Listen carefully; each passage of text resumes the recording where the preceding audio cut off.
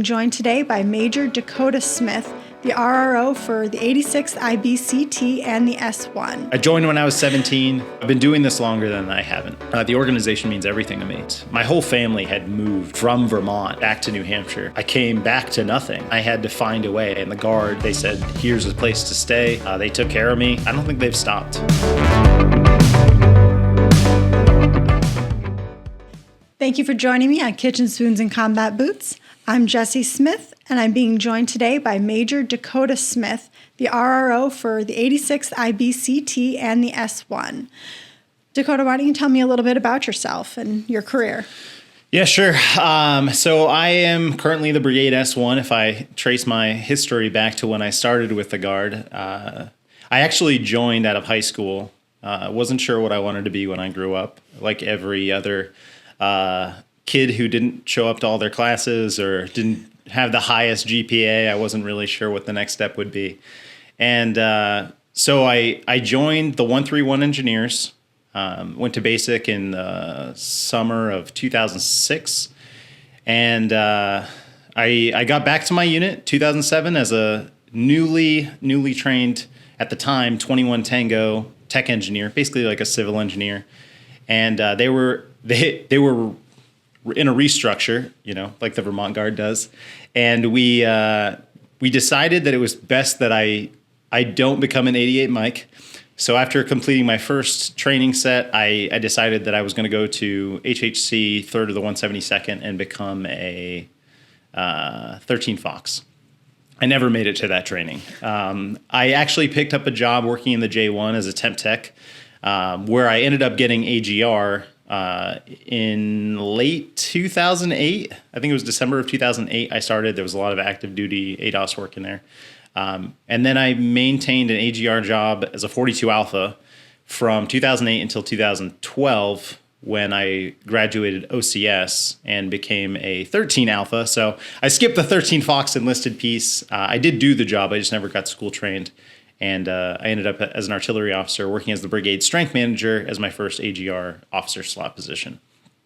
Once I moved on from the strength manager position, I went over to recruiting and retention battalion to serve as their, at the time, S1, S2, S3, S4. Smarter minds prevailed. They erased essentially all those jobs and just made me the chief of staff for the battalion, which allowed me to integrate with marketing and all the offices that I needed to without siloing each of them. I spent, a large chunk of time in R&R before moving over to what would be a short stint in the Mountain Warfare School before ending up in the CAV. In the CAV, I served as the S1 and S4 with some AS3 time in there. And then I migrated over to the Brigade AS3. I was the AS3 for the preparation for the last round of mobilizations. And then during the mobilization to Kosovo, I was actually the UCRAF liaison to K4 at the 4-star headquarters in Wiesbaden. Upon returning, I got the opportunity to go to Norwich and serve as their assistant professor of military science. I did 2 years on that, and that's what brings me to where I am today. I had some command stints in there, a couple. I did all the KD, PL positions that I needed to, FDO, et cetera, for field artillery, but that's essentially how I got to where I am now. Awesome. So with your different positions that you just listed between command time, working at R&R, strength manager, you've had a lot of experience working with the subjects of recruiting and retention. Yeah, in the Vermont Guard, I think everyone is a subject of recruiting and retention. We are we own the people, right? The people are what makes up our service. Mm-hmm. So I would say anyone who's doing any job in the military, whether it's the Guard or active duty, owns a piece of the strength management aspect of what we do. Yeah, absolutely. All right, so with that in mind, what are the 3 tenets of strength management? That sounds like a Jeopardy question. For 500. So the 3 tenets of strength management are attrition management, which is your losses, your retention, which is essentially maintaining personnel that you already have, and then recruiting, which is, gaining and assessing people into your formations. Yeah. So when most people hear like strength mission, it can seem very daunting. So how do you make the idea of a strength mission digestible at a unit level? I think the way to make it digestible at a unit level is to essentially understand what you're asking people to do. I think one of the problems that we run into is we have in this pie in the sky idea that you need to have this many accessions and it correlates to this end strength number, and this is your retention percent. This is how many people you need to maintain. At the unit level, you're running a business essentially. You're responsible for operations. You're responsible for admin, pay. People are part of every aspect of what you do. So to really boil it down, you're taking care of people. I can get into a little bit more details on what each of those components would mean at that level, or I don't know if you have additional questions later. I'm sure I do. Well, let me move on to the next one. My brain is still percolating a little bit. Okay. What do you think we can do to improve the organization other than focusing solely on strength? I think strength is a byproduct of everything that we do. In order to be successful, we have to maintain our current population. I mean, that's like the baseline for being able to do everything we do is having filled positions. That's the strength piece, right? So what do you do to make sure those positions are filled? Well, you already have some of them filled. So it comes down to taking care of the people that you do have. When you think about selling a product, right, you're trying to get the product to the customer as fast as you possibly can. We already have the customers. They've already bought into what we're selling. So now it's our job to take care of them while they're here. So, when they show up to drill, you make sure you pay them on time so that they get that paycheck, and it's a quick turnaround. They're doing work, you're paying them. When you look at career management, you have soldiers who are doing a job and being evaluated. Make sure those evaluations are done in a timely manner so that they can do things like compete for promotion and so they can be successful in their career.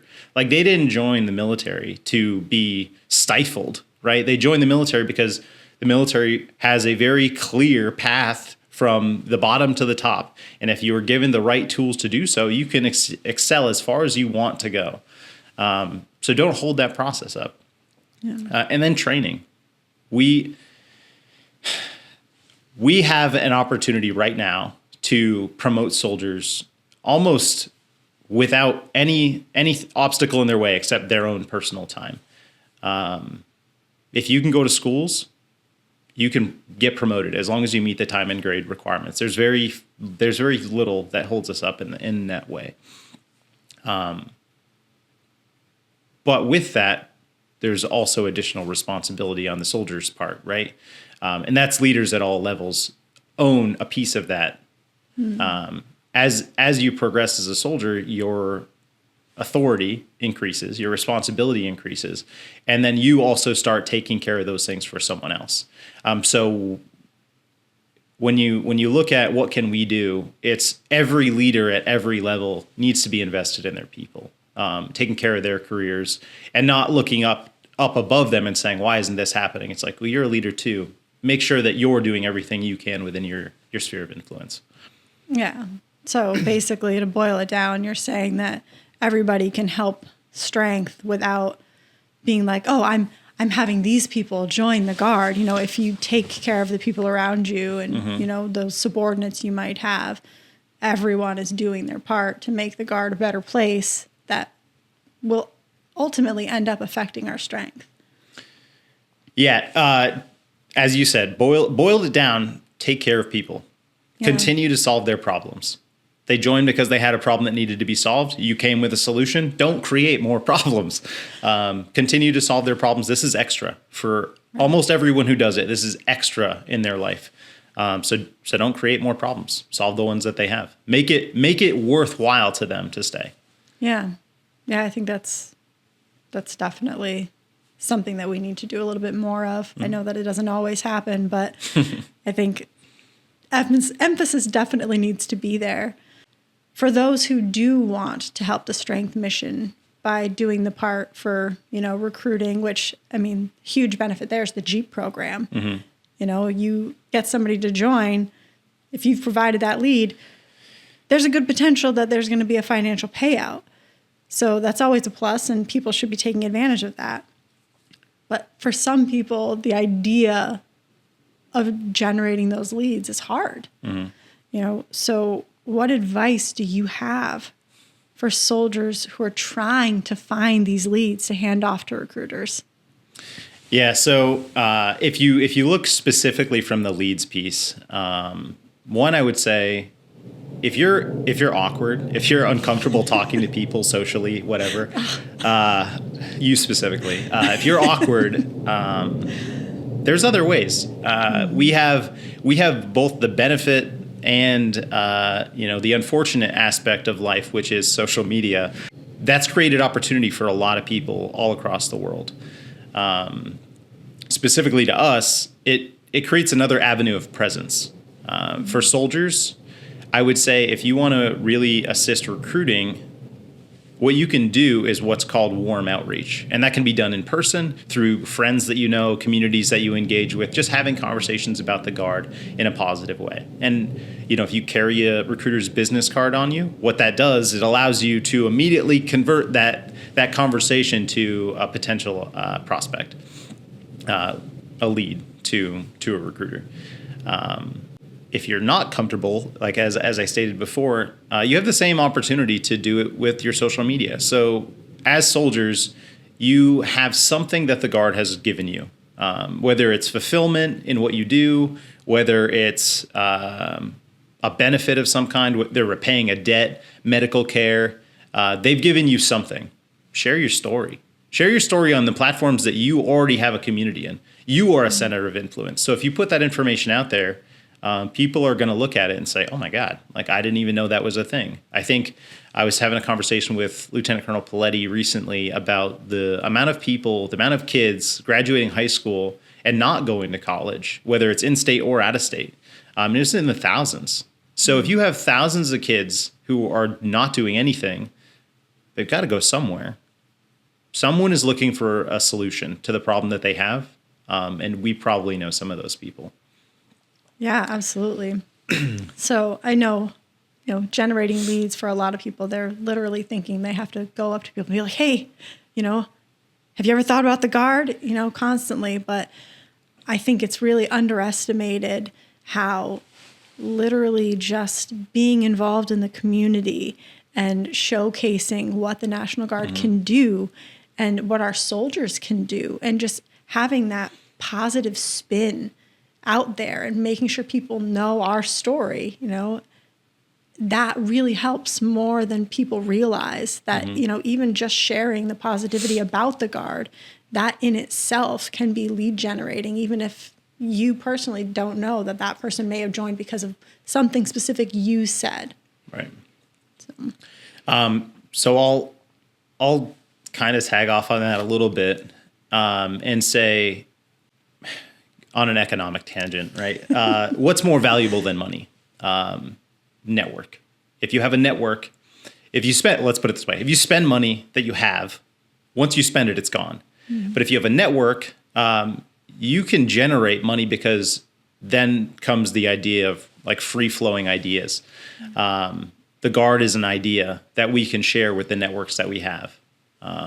And by doing that, we're creating more value than, yes, the Jeep program is great.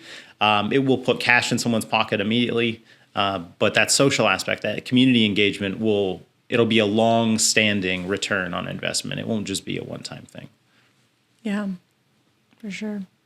So to kind of piggyback off the idea of good community relations and people who might be more awkward on their own with leads, there's recruiting events, all the time, whether put on by R&R or by the units themselves. And there's opportunities there for people to support those. And, What do you think about that in general? So I think part of the key thing with that is explaining and defining what each of those events are. A recruiting event is an event where you have prospects in mind. You are bringing people in order to finish a sale, right? These people are already interested. They're already invested. You're closing at that point, trying to make sure that they're like, I really want to do this. That's a pretty definitive event. I think those are usually driven by recruiting and retention. That's where they should come from, unless you have just a solid, lead provider in your unit that's working closely with recruiting and is trained. The lead generation event is where you'll typically find units pushing to have whatever their idea is. They're putting it out in a public eye. They don't have a key person of influence or a center of influence in mind. They just have an idea they want to share, whether it's what they do or it's being part of a way to engage with the community in a sense that is, we're showcasing something with the intent to have people walk up to our table and communicate that they have interest in joining. That's a lead generation. Like, by definition, you're generating people that walk up and have the interest in joining you. Community events, I think a community event is twofold. Community events can be community engagement, where it's like a feel-good type event. But then you have community events where you have a designated key leader that you're trying to engage with. And the purpose behind engaging with a key leader is creating that center of influence. You're activating a referral source that wants something from you, and in return is going to provide leads. And sometimes the thing that they want from you is just the support you provide the nation, your organization.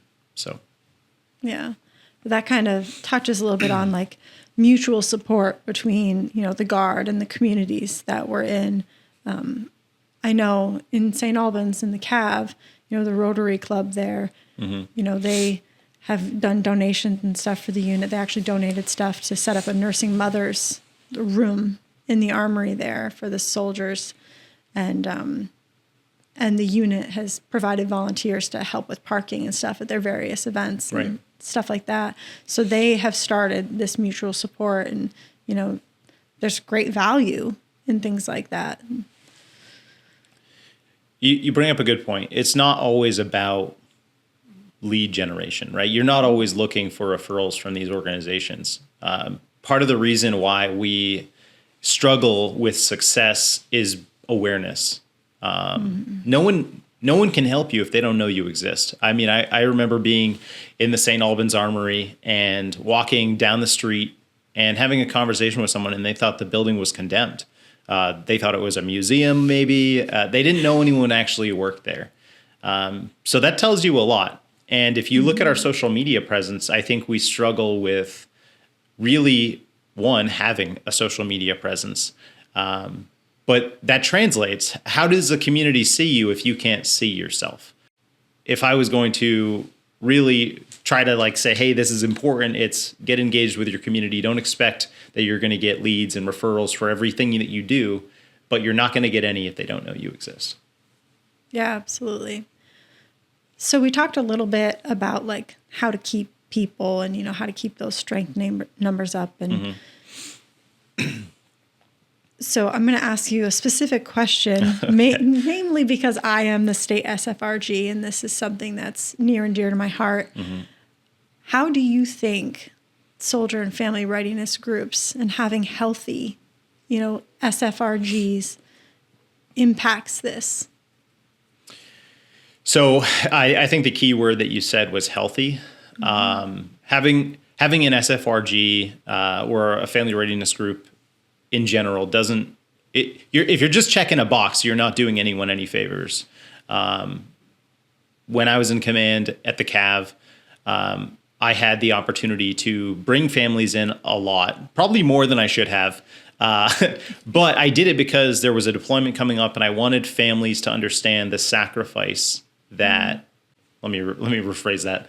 I wanted the families to understand that I recognize the sacrifice of them having to give this person up for what could be a year at a time. And it's not just the deployment, right? It's every drill weekend. They're away from their children, away from their spouses, away from their employers. By making them feel and incorporating them into what you do, you create a family just by the nature of having a company, right?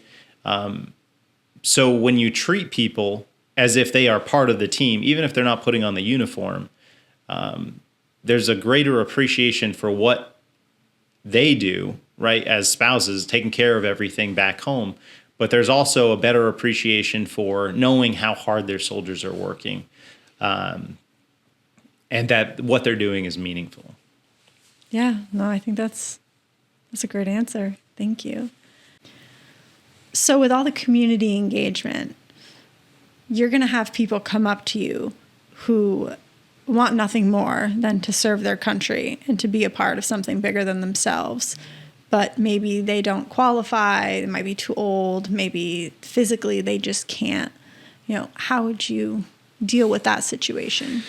So I will tell you that a strong relationship with the Recruiting and Retention Battalion has helped me be able to translate these things a little bit more effectively. Again, conversation with Colonel Paletti. She doesn't want you to filter anyone out, right? If you are getting any sort of lead, don't disqualify them before they get to the recruiting battalion. Now, if it's a clear, like they cannot join because they're 90 years old, that might be you're also not trying to waste their time. Right. But don't disqualify anyone. Let recruiting battalion do that because they have the people that are trained to do it. What I will say is anyone who's willing to engage with you, whether through the community or through social media, I think is value added. It may not be because they can join, but there's a good chance, just like you being warm outreach, they have the ability to conduct warm outreach on your behalf. So try to leverage that skill. And I would say the same thing about people who walk up to you and say thank you for your service. A lot of people are like put off by it. Sometimes they don't know what to do. Maybe they get imposter syndrome if they haven't deployed before. Whatever the reason is, that's someone who's willing to engage with the military. They're walking up to you. So say, hey, thank you for your support. I appreciate you coming up and talking to me. Here's, and then you provide your pitch. This is an opportunity for you to say things like, hey, what would really help is people standing, to my left and right, willing to compete with this, in this challenge for me. Obviously practice your pitch before you go into it.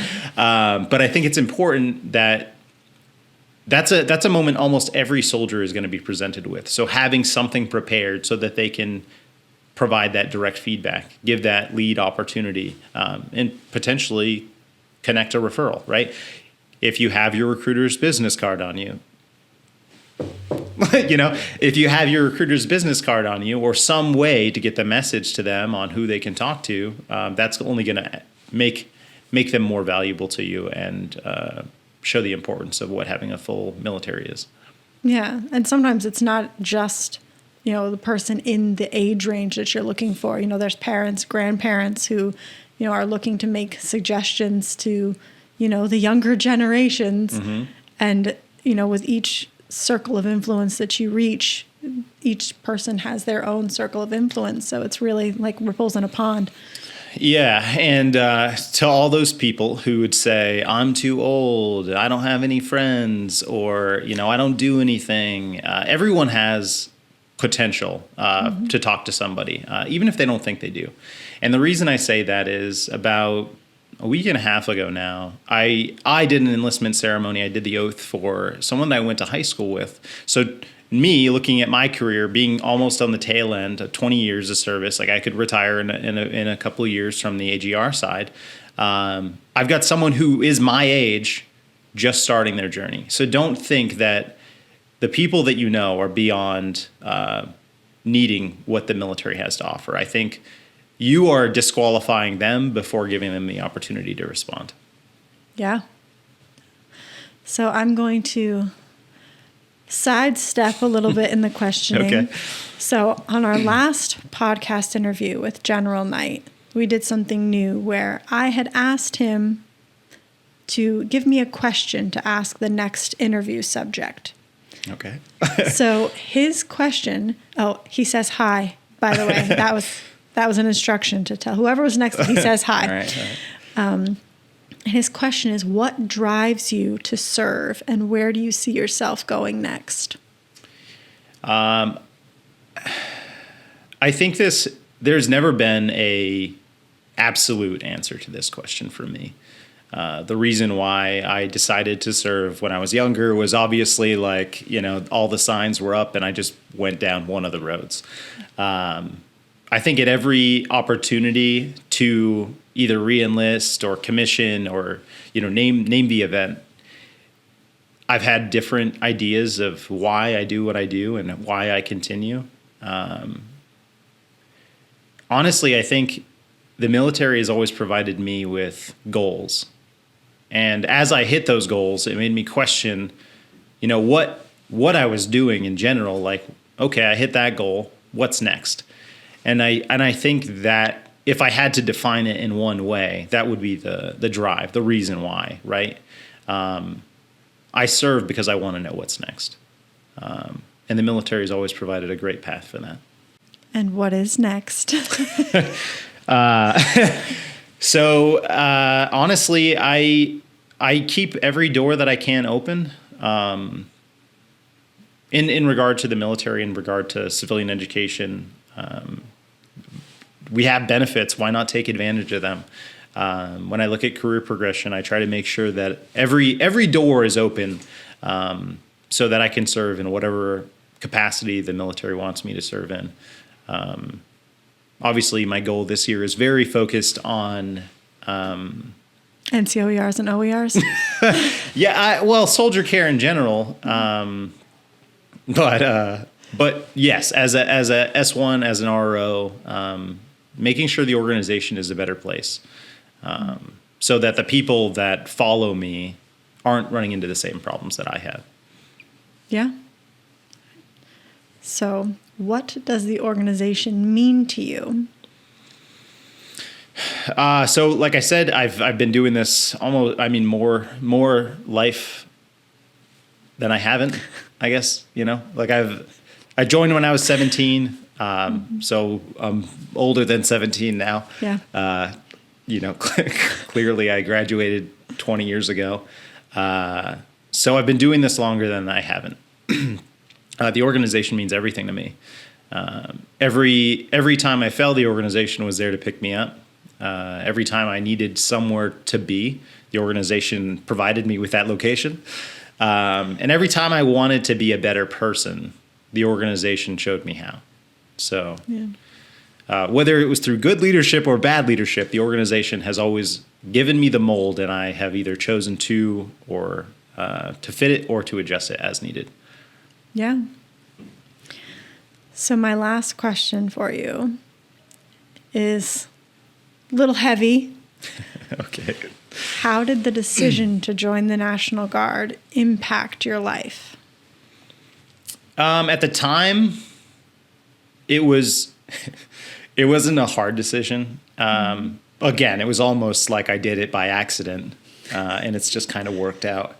But what happened when I joined the Guard was I went to basic training. I came back, and my whole family had moved from Vermont back to New Hampshire.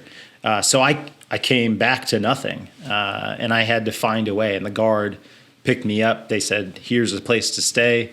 They took care of me, and I don't think they've stopped, honestly. Yeah. That's great. So the one additional question that I just thought of, because I hear this question all the time, would you let your children join the Guard? I would encourage my children to join any military service. I think military service in general is the best thing someone can do. Civil service, military service, I want them to be a part of something bigger than themselves. I want them to understand how small they are in comparison to the rest of the world, and how much it matters to see the bigger picture. it'll affect who they are, what values they have. The Guard isn't for everybody, and that's fine. But I think being a part of something bigger than you is. If you're looking for more information on how you can join the Vermont National Guard, you can shoot us a message here and we can get you the appropriate point of contact information. The R&R team is looking forward to speaking with you. You can stop in and pick up some info for a friend who might be considering joining and learning about how the Vermont Army National Guard can benefit you too. So I shared General Knight's question with you. Mm-hmm. So I'm going to give you the opportunity now to pose your own question for our next interview subject to answer. Okay. Having known this was coming, I kind of prepared a question, but it's a two-part question. So for whoever the next person is, what is the last time that you stepped out of your comfort zone, and what did you learn? Excellent question. Thank you. Thank you for joining me. Thank you for having me. If you have any topics that you'd like covered, or there are people that you'd like us to talk to, please let us know in the comments or by reaching out by sending a message. Kitchen Spoons and Combat Boots is always evolving, always trying to meet the needs of our viewers. So over the next year, you'll see some more changes in the way that we get the information out to you.